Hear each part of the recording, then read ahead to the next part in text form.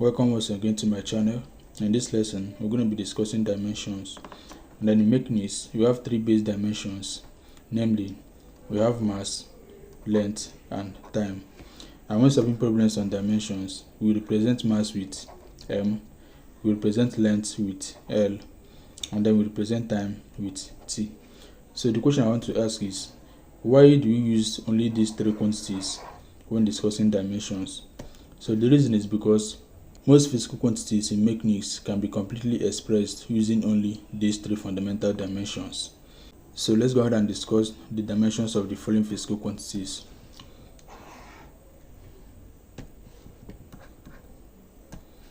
Let's start with velocity. So velocity is equals to distance over time. So this time is associated with length. So, and as we know, length is represented by L, and then time is represented by T. So this is equals to length multiplied by T raised to the power -1. That's if you want to take this T to the numerator, you have to remove -1 from it. So this is L multiplied by T raised to the power -1. This is gotten from the law of indices. So this is equals to length times T raised to the power -1. But because in dimensions we have mass, time, and length, since mass is absent here, we can represent mass here with m raised to the power 0. Then this is L, T, and -1. Note that this is not compulsory that you write it, but it becomes important when you are solving questions that has to do with equation, where you have to compare the left hand side to the right hand side. So that's where this one becomes important. So in other words, the dimension of velocity is just simply length times time raised to the power -1.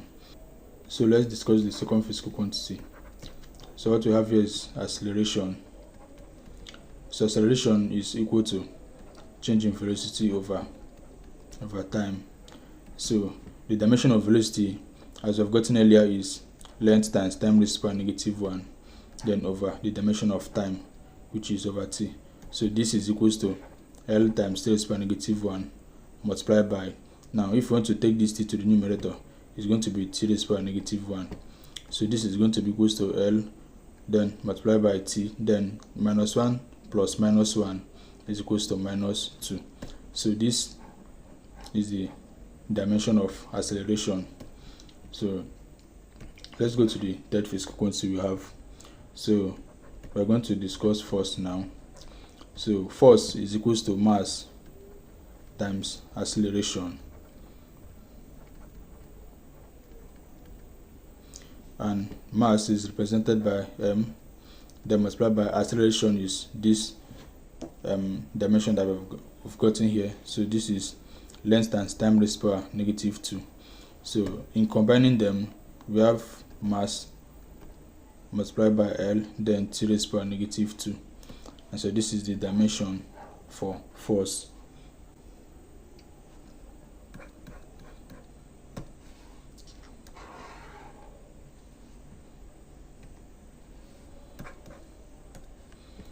So the fourth one we have is pressure. So pressure is equals to force over area. So the dimension of force, as we've gotten earlier, is mass times length times time raised to the power -2. Then over area is length times length, that is L square. So this is going to be equals to mass times length. Now this is 1 here, so this is 1, then minus these 2 here. So what, mass times length raised to the power 1 minus 2, then multiplied by T raised to the power -2. So this is equals to mass times length. 1 minus 2 is -1, then T minus 2. And so this is the dimension of pressure. So let's discuss the fifth quantity that we have. So let's discuss kinetic energy. So the dimension of kinetic energy, the formula for kinetic energy is half times mass times velocity square. So now mass is represented by m, and then velocity is represented by L, T raised to the power -1, which we have found earlier. Then this is square we are going to square it. So this is going to be equals to mass times, now we are going to multiply the powers of L and T with these two. So the power of L is 1 times 2 is 2, then multiply by 2 T. The power of this T is -1, so 2 times -1 is -2. So m times L squared times T raised by -2 is the dimension of kinetic energy. Note that the dimension of kinetic energy is equal to the dimension of potential energy. So let me prove it. Potential energy is equals to mass times acceleration due to gravity times height.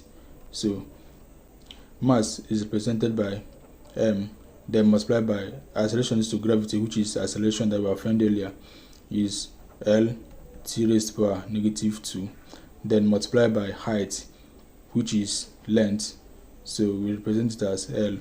So we have m, now L times L is L square, then we have T raised by -2. So as you can see, this is equals to this. So that's why I say that they have the same dimension and also the same unit as joules.